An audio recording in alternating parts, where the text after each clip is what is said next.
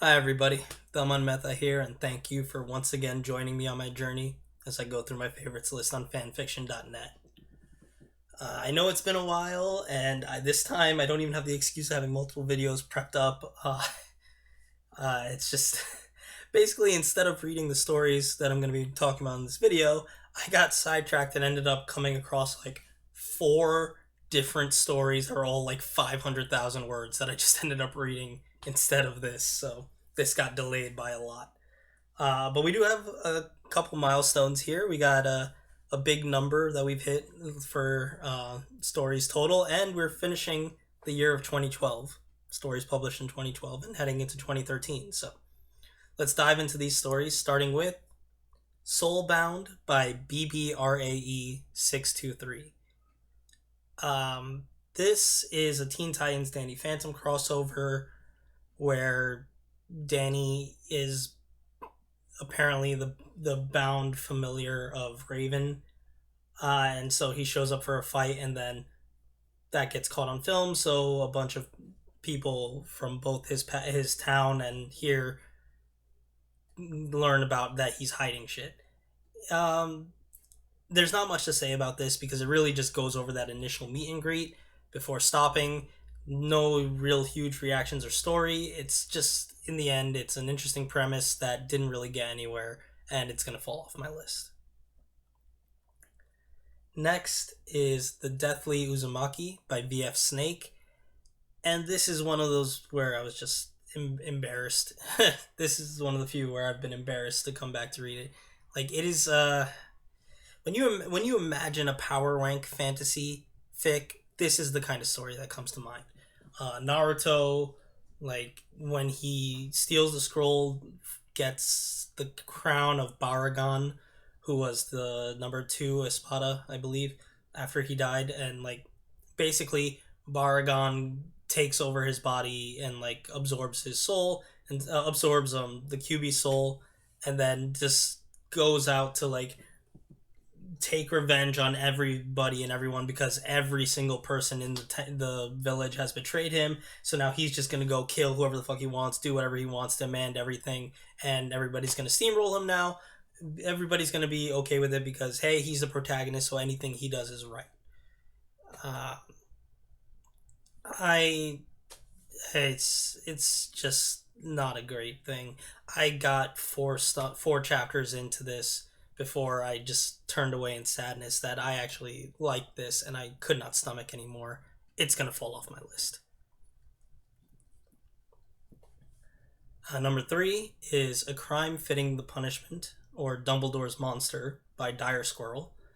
And this is a single scene Harry Potter fic where, world weary Harry from after the war travels back in time to fix the mistakes, and then and the one scene is him explaining all of what he did, what he's done, and why to Dumbledore. It's essentially just a monologue where Harry recaps what happened to him in the future, why it was Dumbledore's fault, and why what he did to come, what he came back to fix.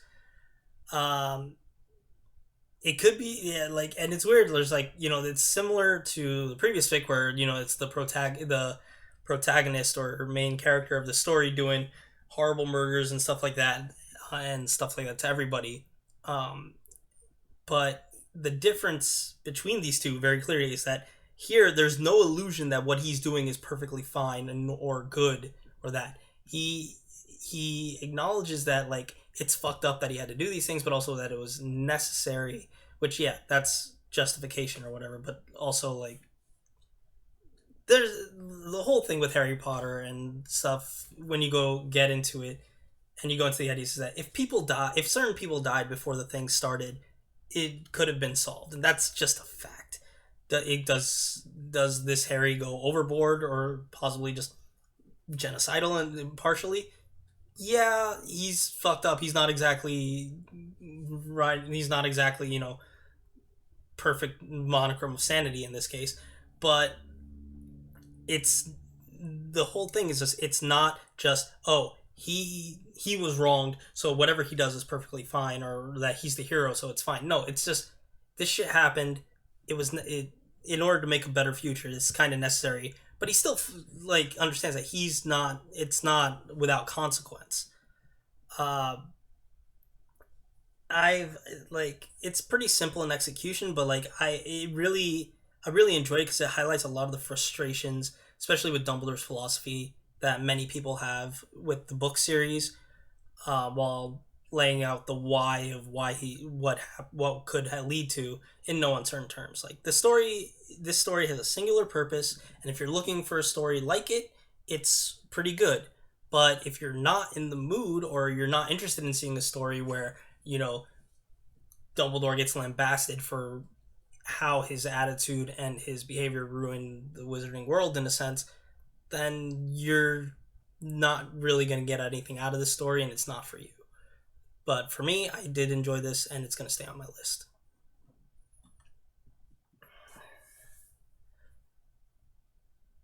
This next story is a sequel to a story that was on my list. I took it off, called Broken Faith. This one's called True Faith by Kurokishi, and this is basically pointless. Like I put it on here probably because when this it was a sequel and I was hoping it would continue, but this only has the one chapter, which really is just this. It's got the problems of any.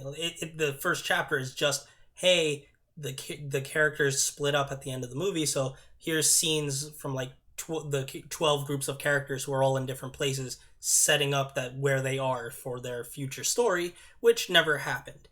It doesn't. This chapter itself doesn't add anything to the predecessor or have any good humor or gags that make it worth looking at on its own. And in actuality, it existing is just an exercise in frustration for anybody who would have enjoyed the original, because now you're just like, oh, there's something that could have happened, or he had ideas and then he just never did it. So it's just frustrating. And like in actuality, I feel like it would have been better suited if this was just never published. Um, Even if you like the previous story, it's not on my list anymore, but I don't see any reason for anybody to look at this story, and it's going to fall off my list. Moving on, we now come to Hero of Heaven by Historian of the Kais. This is a Naruto Percy Jackson crossover where Naruto, Kushina comes back and brings Naruto into the world of Percy Jackson after de-aging him a bit. The story's not bad, but I didn't find it engaging, and I feel like in this case this is more a problem. This is my problem, not the story's fault, because I just read so much fanfic now that if it's not catered to my taste or not like mind blowing, I it feels kind of generic, because I feel I've never read the Percy Jackson books, the actual books, but I feel like the actual storytelling and how the flow and the focus and that the amount of depth that goes into the characters and stuff like this for this, which I felt was like I've probably said this in a couple other stories where it's like I felt, oh, it doesn't really go into character motivation or character depth. It's like doesn't do the monologues and stuff. But then I'm starting to realize, and I'm starting to think that like that might just be because most of the fanfics I read or the stuff that I think are better or that do go very deep into introspection and monologue. But if you look at the actual books that were released of like the Harry Potter books, they're more like this, where it's not you don't get a 5-paragraph monologue or introspection about one thing that's happening, because the books don't have time for that. They go through so much, like, and I think that's just I've become more accustomed and more enjoyment with the fan fiction style of introspection, that like that complaint might have been overblown in a bunch of previous stories. And that's why the same thing here is like this is I feel like a decent adventure story, but I think now, with mainly because of like the thing of fan fiction, I don't really like that plain adventure stories that don't have some central some other gimmick or focus on of humor and stuff like that. general just tale stories that don't go deep into character exploration or stuff like that, that are more just um, that are more like the Harry Potter books and stuff again, or the Percy Jackson books, I don't think are my cup of tea anymore. I actually like, I haven't read the Harry Potter books in a long time, like since they came out, really.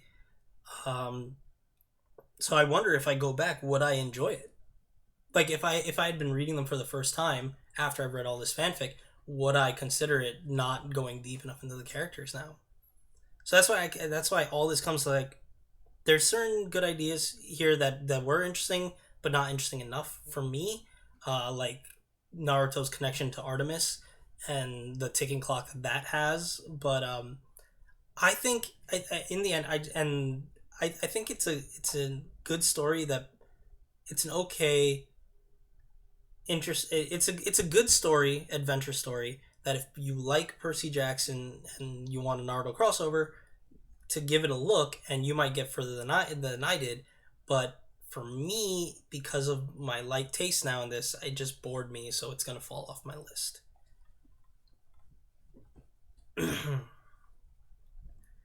uh, Next to last for this video, we have "Go Soccer Player Go" by D Laugh. And this is where I'm gonna basically eat most of the words I just said. This is a Hikaru no Go fic. If you don't know anything about Hikaru no Go, it's pretty damn like inconsequential for the most part. Like, it's not. It's a sports anime that's actually pretty tame and like not very aggressive and stuff, and more about like a light character building, I feel. And this is similar, where it's like, instead of Hikaru focusing immediately on Go and everything, he has the chops and he focuses on his soccer career. And that's interesting again, where it's like, this fic, I really enjoyed, even though there aren't any tremendous memorable moments or pivotal points, and it's actually rather light in humor. Not in the sense that there's none, but that it's more sprinkled here and there as opposed to being the main focus. And the main draw of this story, like, and the main focus of this story, is basically it's a slice of life fic, where Hikaru balances his soccer dreams with the Go Maniac ghost he's stuck with, and it's just a comfortable, smooth ride. The narrative is constantly flowing at a nice pace.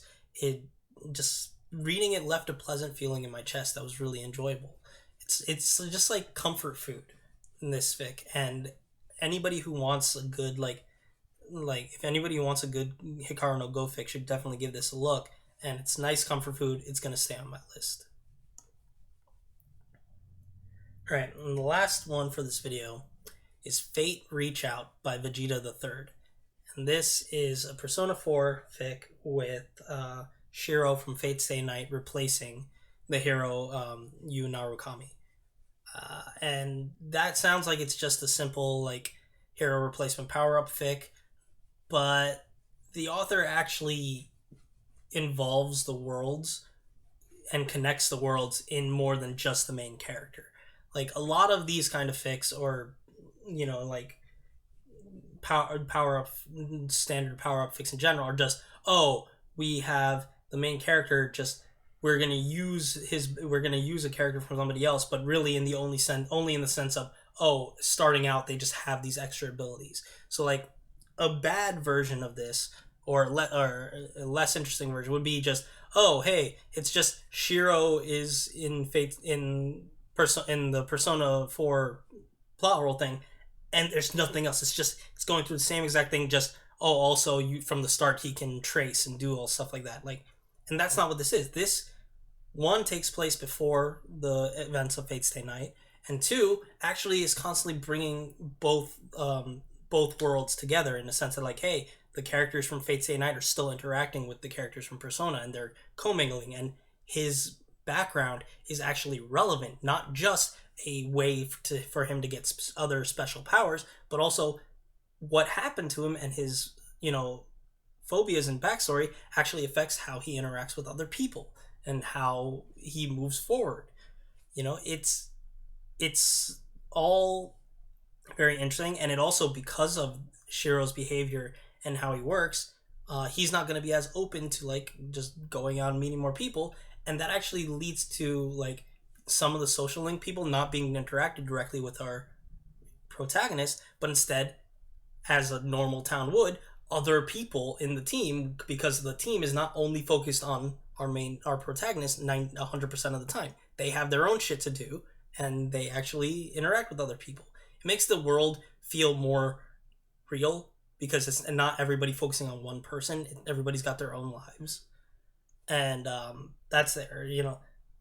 There's a lot here. The updates are rather slow. It's been going on for 8 years, but the fact is, they updated this as I was rereading it. So the author's still here, still going. We're actually about, I want to say, halfway through the story of Persona 4.